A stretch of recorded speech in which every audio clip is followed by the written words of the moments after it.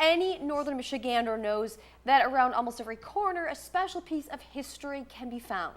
And that definitely rings true for the film history as well. 7 and 4's Brendan Kinney joins us live this morning, ready to take our tickets for the show from one of our theater gems. Good morning, Brendan.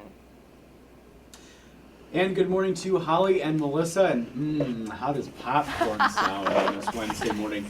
You're looking at the owner and manager of the Elk Rapids Cinema, Joe Yuchasz.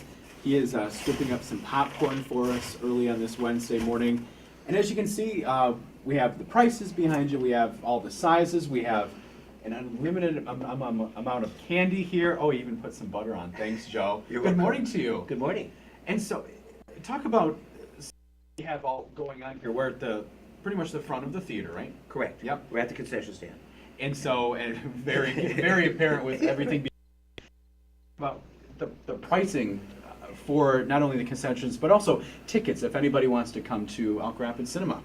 Well, we kind of pride ourselves. We keep a 50-cent pop, and we've got a $1 popcorn, and then graduated very gradually up from there.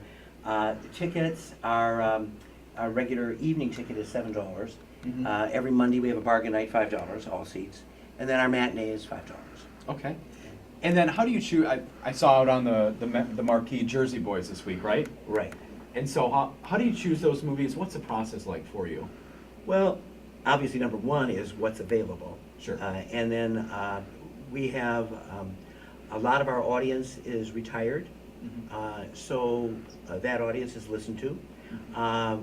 We've got over 40 years here of doing this, so what works and what doesn't work is part of the mix. And then we follow the national charts, and there's always a little bit of guesswork. Will it make it? You always know if you're successful when it's over.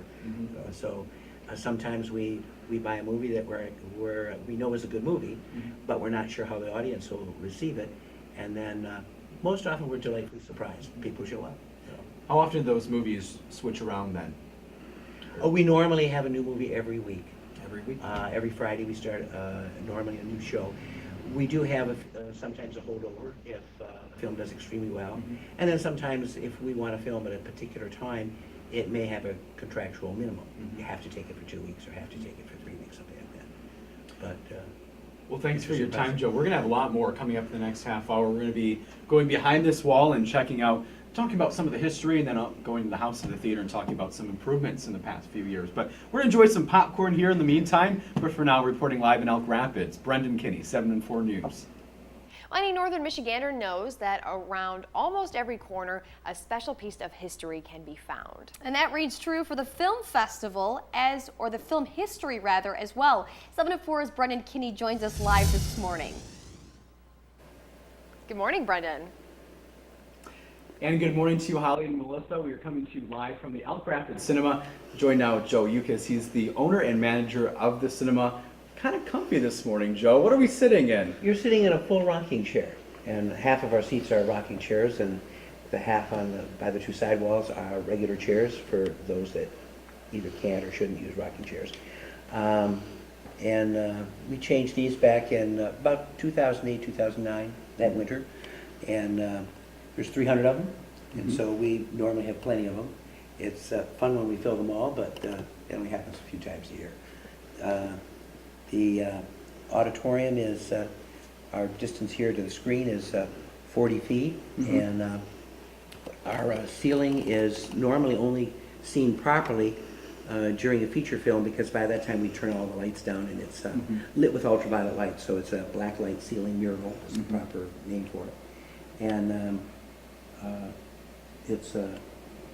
it was painted in '52. It's the second painting.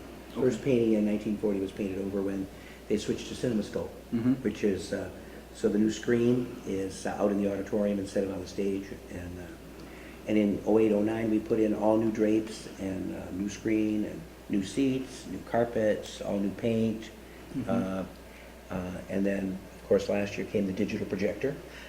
And Yeah. Explain about that. Now you still have the 35 would it be a 35 millimeter up there? But talk about kind of what steps you had to take to get that into here. Well, the first step was the research. Like, you can't, it's not like having 100 screens where you can buy Yeah. half a dozen different ones and test them yourself. So a year ago, I went to the National Convention of Theater Owners, and it gave me an opportunity to talk to a lot of exhibitors and say, what did you buy, and why? And some of the exhibitors, of course, bought lots of different ones, and which ones you like the best. And that resulted in us buying a Christie, and it was about 80% vote on my informal poll. Sure. But and it's turned out to be a good decision. It's a good unit, and we haven't had not even 1 day or 1 hour of problem with it. Great. And so, and when you're and the banker said yes, so Perfect. we did it. Well, thanks so much again for your time, Joe, and for scooping up popcorn for us earlier. Hopefully we can maybe turn on the screen and lounge back here this Wednesday morning. Not a problem. Thanks a lot, Joe. And for now, reporting live in Elk Rapids, Brendan Kinney, 7 and 4 News.